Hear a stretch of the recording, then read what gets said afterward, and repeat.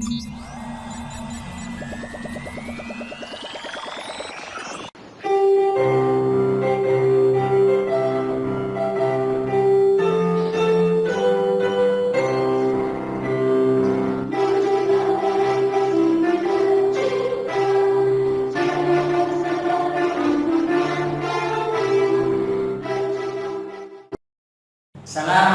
warahmatullahi wabarakatuh.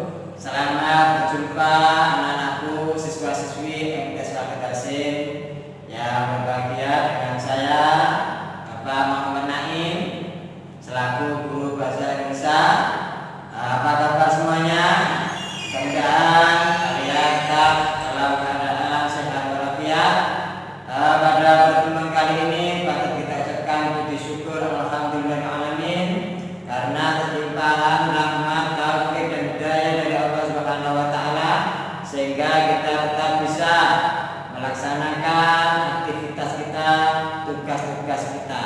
Semoga kita senantiasa dalam lindungan Allah Subhanahu wa taala.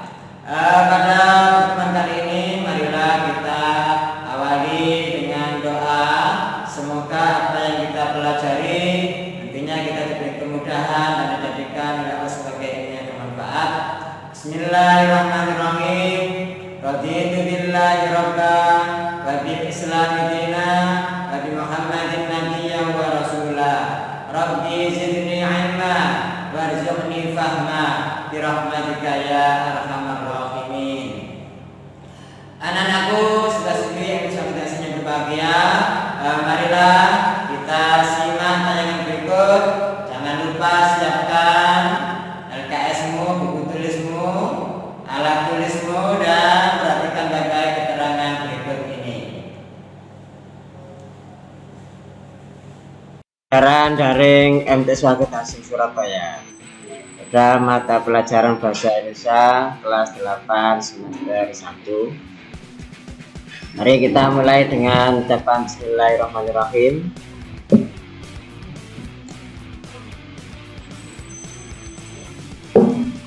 Pada pertemuan ini kita akan pelajari bab 3 yaitu teks eksposisi.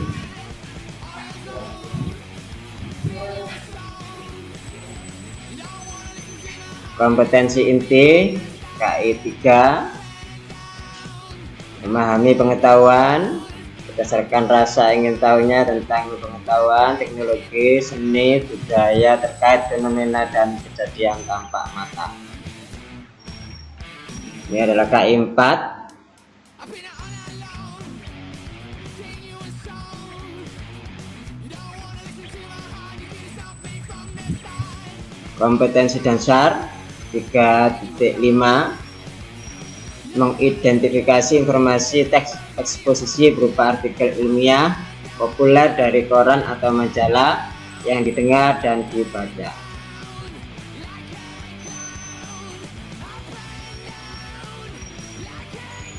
Indikator pada pembelajaran kali ini yaitu mengetahui pola-pola pengembangan teks eksposisi. Kemudian tujuan pembelajaran yang pertama yaitu memahami pola-pola pengembangan teks eksposisi, dan yang kedua adalah menentukan pola umum khusus ke umum, pola ilustrasi dan perbandingan dalam teks eksposisi. Pengertian dari teks eksposisi yang pernah kita pelajari di awal.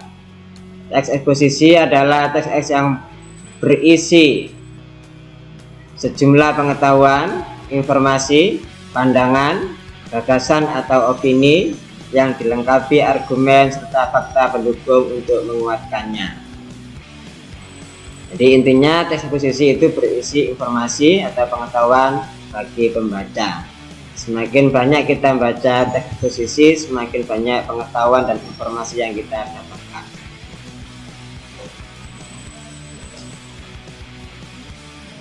Kemudian teks eksposisi ini bersifat real atau nyata atau sungguh-sungguh dan ilmiah dan sebagai teks non fiksi Non fiksi artinya bukan hasil imajinasi, bukan hasil rekayasa.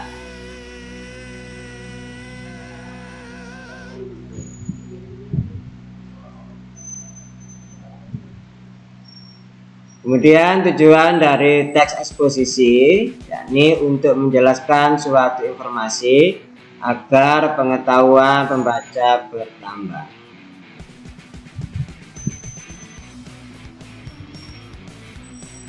Berikutnya adalah fungsi teks eksposisi, yaitu memberitahu pembaca, menyampaikan, mengungkapkan, menerangkan, atau menguraikan suatu gagasan yang bersifat non-fiksi dengan argumentasi yang kuat. Artinya, teks eksposisi itu bisa kita gunakan untuk memberitahu atau menyampaikan sesuatu kepada pembaca yang sifatnya bukan hasil rekayasa atau bukan hasil khayalan, namun harus disertai dengan argumentasi yang kuat sehingga apa yang kita sampaikan tadi dapat dipercaya.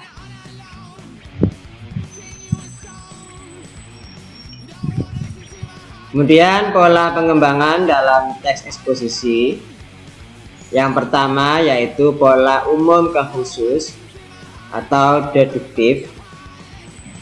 Pengertian dari pola umum ke khusus atau bisa disebut dengan paragraf deduktif, yaitu paragraf yang dimulai dengan kalimat umum atau inti, kemudian diikuti dengan kalimat khusus sebagai penjelas. Artinya, pada pola deduktif, kalimat pertama merupakan inti dari paragraf tersebut. Kalimat kedua dan seterusnya sampai terakhir dalam paragraf itu merupakan bagian penjelas.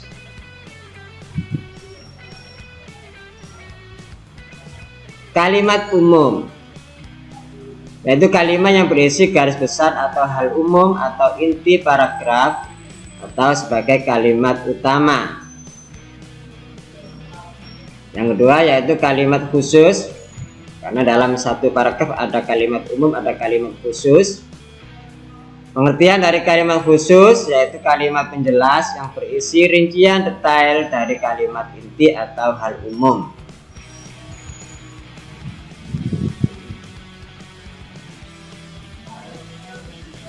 Ciri paragraf umum ke khusus atau paragraf deduktif. Yang pertama yaitu kalimat utama di awal paragraf. Artinya kalimat pertama pada paragraf tersebut merupakan kalimat utama atau kalimat inti. Ciri yang kedua yaitu diawali pernyataan umum atau kalimat inti dan diikuti oleh pernyataan khusus atau kalimat penjelas. Dan ciri yang ketiga berpola umum, khusus, khusus, khusus. Artinya kalimat pertama sebagai kalimat inti, kalimat kedua, ketiga, keempat dan seterusnya sebagai kalimat penjelas.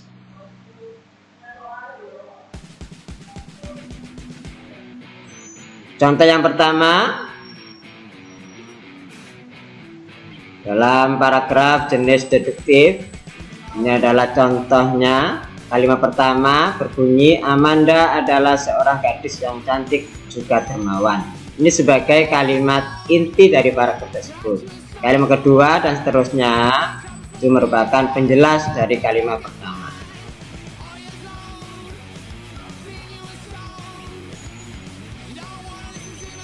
Contoh yang kedua itu tampak dengan jelas. Kalimat pertama berwarna merah, itu merupakan kalimat inti dari paragraf ini yang mana jenisnya adalah paragraf deduktif.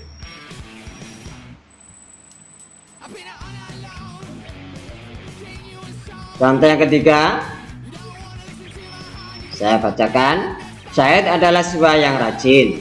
Saat azan subuh ia bangun dan sholat berjamaah di masjid dekat rumahnya. Setelah itu ia sempatkan membaca Al-Quran, kemudian ia mandi dan sarapan untuk berangkat ke sekolah. Sebelum jam 7 ia sudah berada di sekolah. Pelajaran diikuti dengan baik, semua tugas ia kerjakan hingga tuntas. Tepat waktu sudah biasa baginya. Dari contoh ini, kalimat pertama merupakan kalimat inti dari paragraf ini dan kalimat berikutnya sebagai penjelas dari kalimat pertama yang bunyinya Syahid adalah siswa yang rajin.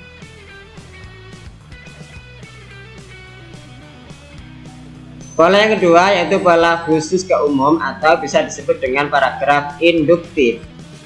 Nah, pengertian dari paragraf induktif yaitu paragraf yang dimulai dengan kalimat-kalimat penjelas atau uraian rinci, kemudian diakhiri dengan kesimpulan sebagai kalimat utama atau kalimat inti. Artinya, pada paragraf jenis induktif ini, kalimat inti dari paragraf tersebut ada di akhir paragraf.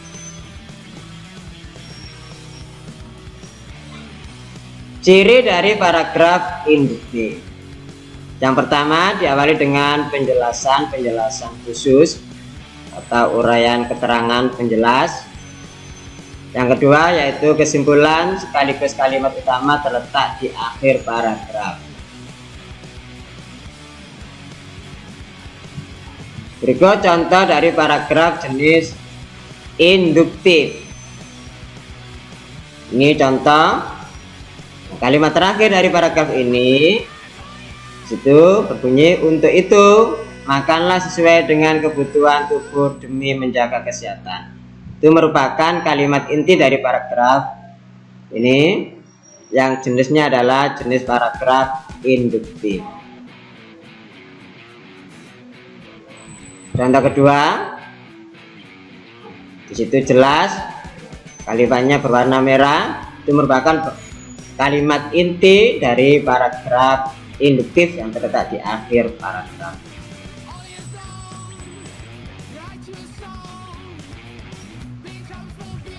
Contoh ketiga, jika kelihatan dengan jelas kalimat intinya, oleh sebab itu sebagian penduduk keempat pulau di atas dipindahkan ke pulau lain.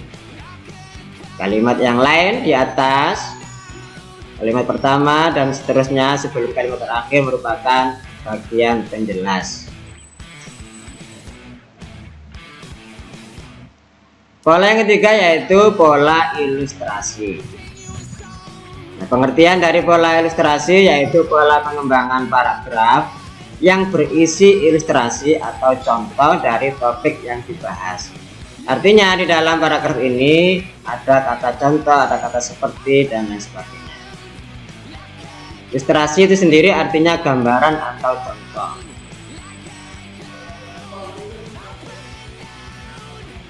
Ciri dari pola ilustrasi yang pertama yaitu menjelaskan tentang dua hal yang berbeda untuk menghubungkan kesamaan di antara keduanya.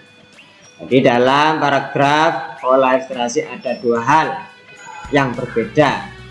Dari perbedaan itu ada bagian kesamaan. Yang kedua yaitu menghubungkan kesamaan dua hal yang berbeda, bukan untuk membandingkannya. Yang ketiga, biasa ditemukan di buku fiksi dan non-fiksi. Artinya, paragraf jenis pola ilustrasi atau teks eksposisi dengan pola ilustrasi ini bisa kita temukan pada karangan fiksi atau karangan hasil imajinasi khayalan maupun karangan berdasarkan kenyataan, sesuatu yang benar-benar terjadi. Dan yang keempat bersifat informatif, artinya memberi informasi, memberitahu kepada pembaca. Dan yang kelima, menggunakan konjungsi atau kata hubung, yaitu kata misalnya, seperti contoh, seperti ilustrasi berikut ini, dapat diilustrasikan seperti, dan lain-lain.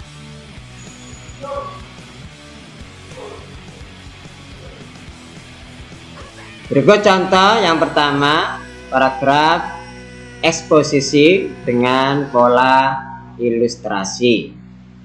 Di situ kelihatan nampak jelas kata yang berwarna merah ibarat sebuah pisau. ciri dari paragraf ini yaitu di situ ada kata ibarat.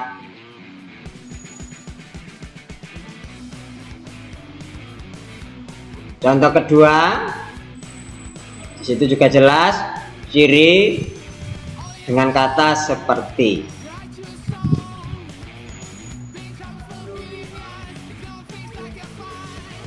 Contoh ketiga, paragraf eksposisi dengan pola ilustrasi. Di situ ciri yang ada yaitu kata ibarat sama halnya, yang berwarna merah dan bergaris bawah.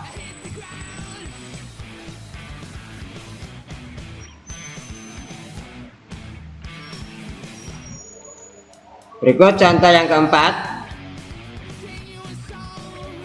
Ciri yang ada di paragraf itu yaitu kata seperti.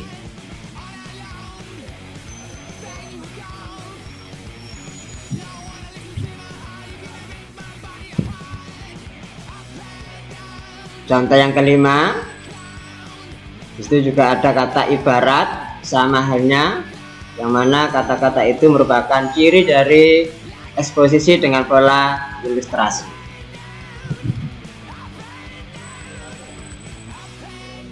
Pola yang keempat yaitu pola perbandingan.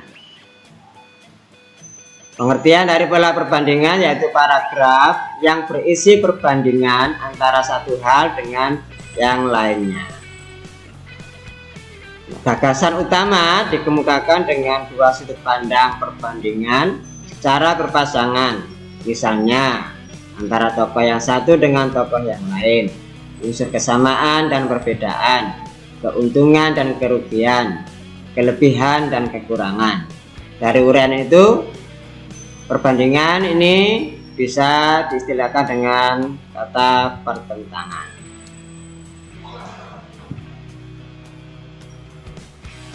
Ciri dari pola perbandingan. Ciri yang pertama, untuk membandingkan antara satu hal dengan lainnya. Ciri yang kedua, membahas yang konkret, yang nyata dan diketahui oleh masyarakat umum. Artinya apa yang dibahas itu sudah banyak diketahui oleh masyarakat. Ciri yang ketiga, bersifat netral. Netral berarti tidak memihak atau tidak menjelek-jelekan objek yang dibahas. Dan ciri yang keempat yaitu memiliki konjungsi atau kata hubung seperti, jika dibandingkan dengan, seperti halnya, demikian juga, sama dengan, selaras dengan, sesuai dengan, dibandingkan dengan, daripada, dan lain-lain. Itu konjungsi yang ada pada pola perbandingan.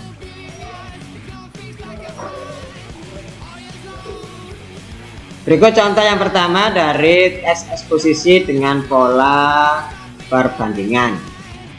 Dan tampak jelas ada kata berbeda, juga berbeda, tidak sebanyak.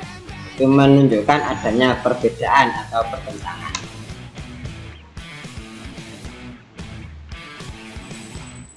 Contoh kedua, itu jelas ada kata berbeda dengan.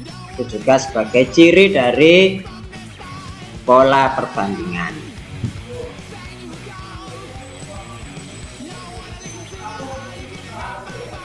Contoh yang ketiga, pada bagian bawah ada kata berbeda dengan. Ini merupakan ciri yang terdapat pada paragraf eksposisi dengan pola perbandingan atau pertentangan.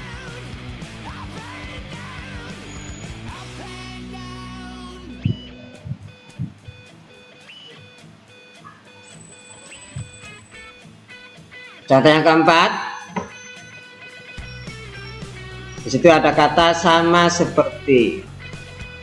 Itu juga termasuk ciri dari paragraf perbandingan.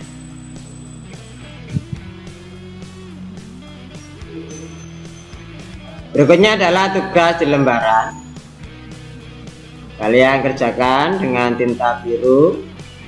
Kalian tulis pertanyaan berikut, kemudian jawablah dengan benar. Pertanyaan pertama, apa fungsi teks eksposisi? Yang kedua, sebutkan 4 pola pengembangan teks eksposisi. Yang ketiga, jelaskan pengertian masing-masing pola. Yang keempat, sebutkan ciri-ciri dari masing-masing pola. Dan yang kelima, berikan contoh 1 paragraf masing-masing pola tersebut. Selamat mengerjakan.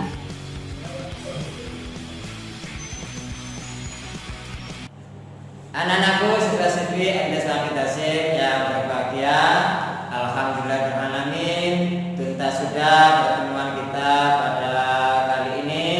Semoga apa yang kita belajar tadi menjadi ilmu yang bermanfaat. Jangan lupa jaga kesehatan, tetap semangat belajar, beribadah, berdoa kepada Allah Subhanahu wa taala. Marilah kita akhiri pembelajaran kali ini dengan doa.